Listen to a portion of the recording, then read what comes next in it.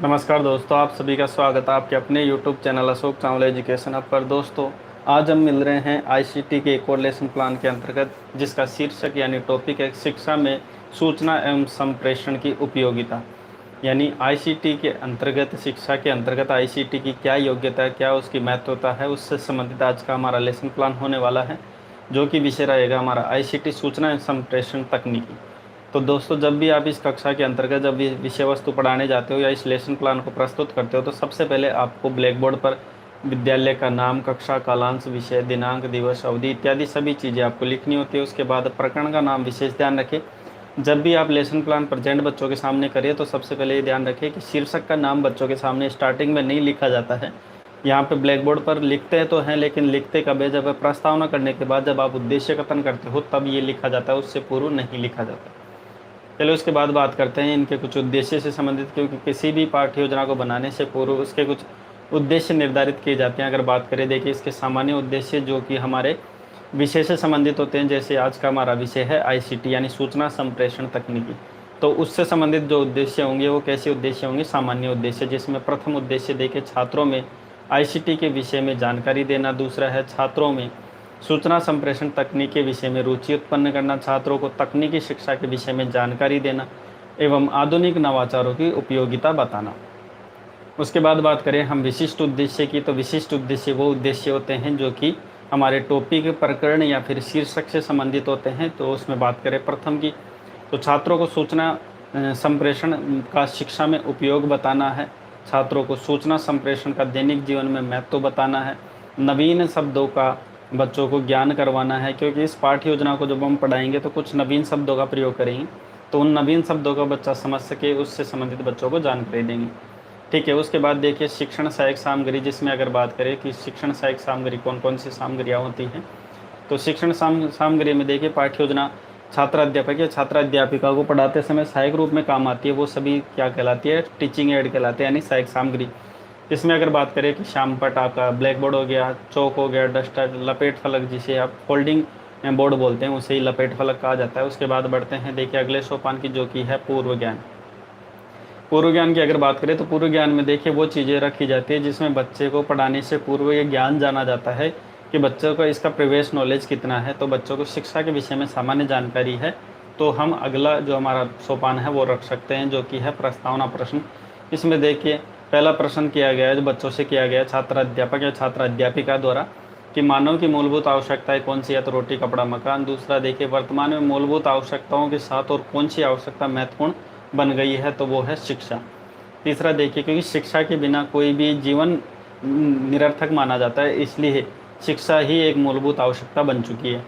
शिक्षा में सूचना एवं संप्रेषण की क्या उपयोगिता है बताइए? तो इसमें बच्चा संभावित उत्तर देगा। ऐसा नहीं कि बच्चा इसमें कुछ भी जवाब नहीं देगा, बच्चे जितना जानता है उतना पूर्व ज्ञान के आधार पर जवाब देने का प्रयास करेगा। जहाँ पे बच्चे को नहीं आता है वहाँ पे बच्चा शांत हो जाएगा और वहाँ पे क्या करेगा?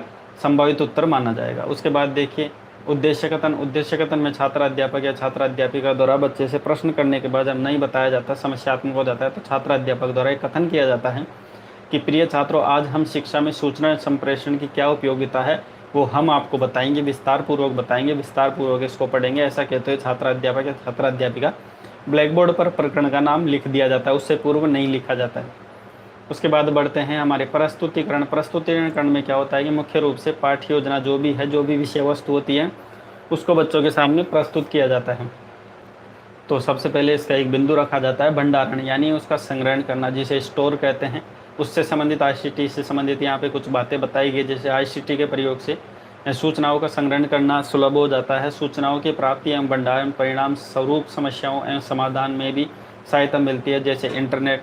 तो इंटरनेट तो वर्तमान में सूचना भंडारण का सिद्ध प्रयोग किया जा रहा है। इंटरनेट के माध्यम से छात्र भांति प्रकार की पुस्तकों का लाभ उठा सकते हैं। जब आपको पता है कि इंटरनेट के माध्यम से जब बच्चा ये खोज सकता है गूगल के माध्यम से कि कौन कौन सी चीज़ें क्या क्या हैं, तो सभी पुस्तकों का संग्रहण कर सकता है।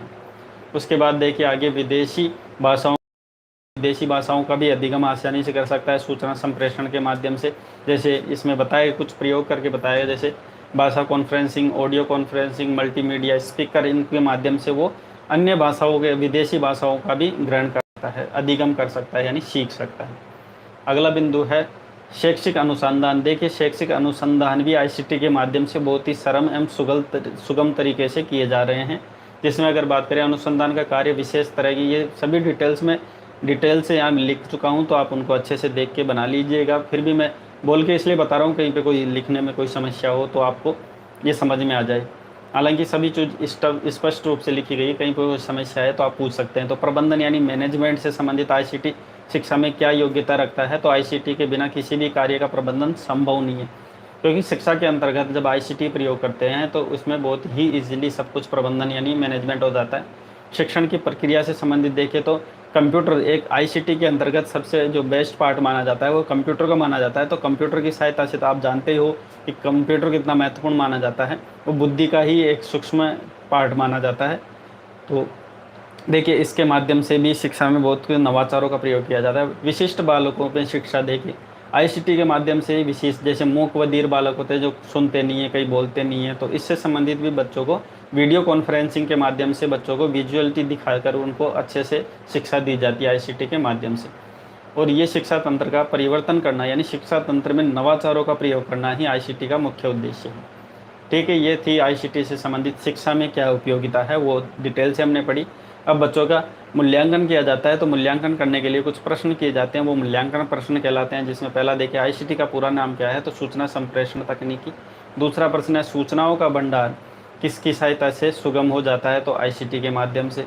विदेशी भाषाओं का अधिगम से संबंधित कौन सा साधन, तो भाषा कॉन्फ्रेंसिंग, ऑडियो कॉन्फ्रेंसिंग, मल्टीमीडिया और मैंने स्पीकर वगैरह और भी चीज़ें आप लिख सकते हैं चाहे तो। ठीक है, चौथा प्रश्न देखिए आईसीटी के माध्यम से कौन से कार्य आसान हो जाते हैं, तो अनुसंधान के कार्य अभी हमने बताया था। तो पांचवा प्रश्न देखिए किसके बिना प्रबंधन कार्य पूर्ण नहीं होता, तो अभी हमने पढ़ा था कि आईसीटी के बिना प्रबंधन यानी मैनेजमेंट, शिक्षा का मैनेजमेंट पूर्ण रूप से नहीं हो पाता। उसके बाद देखिए जो अंतिम सोपान है वो है गृह कार्य। इसमें छात्र अध्यापक बच्चों का विषय वस्तु का पुनः रिवीजन करवाने के लिए प्रश्न दिया जाता है, बाकी बच्चे विद्यालय से जाने के बाद घर में इसका अच्छे से रिवीजन कर सकें। शिक्षा के अंतर्गत सूचना संप्रेषण का क्या महत्व है, लिख कर लेकर आए। तो बच्चे सूचना संप्रेषण का शिक्षा के अंतर्गत उनको क्या महत्वता लगती है अपने शब्दों में लिख कर लेके आएंगे, तो उससे बच्चे की मानसिक तर्क शक्ति का भी विकास अच्छे से हो जाता है। तो दोस्तों ये थी पाठ्य योजना सूचना संप्रेषण का शिक्षा में क्या उपयोग है, उससे संबंधित टॉपिक था। आईसीटी से संबंधित ये पाठ्य योजना थी। तो दोस्तों आज के लिए इतना ही, मिलते हैं नेक्स्ट ऐसी रोचक पाठ्य योजना के साथ। जिस बच्चों को अगर कोई नए टॉपिक पर या फिर नए अन्य कोई भी विषयों पर अगर कोई लेसन प्लान चाहिए, तो ये हमारे व्हाट्सअप नंबर है। इन व्हाट्सअप नंबर पर आप विषय वस्तु भेज सकते हैं, ताकि हम हमारे चैनल अशोक चावल एजुकेशन के माध्यम से जल्दी वो लेसन प्लान प्रोवाइड करवा सकें। ठीक है, बाकी कई समस्या है तो आप हमारे कमेंट कर सकते हैं या फिर हमारे व्हाट्सअप पे भी आप मैसेज भेज सकते हैं, हम आपको तुरंत समाधान देंगे। चलिए दोस्तों आज के लिए इतना ही, मिलते हैं नेक्स्ट वीडियो में नए रोचक पाठ्य योजना के साथ। वीडियो देखने के लिए आपका बहुत बहुत धन्यवाद।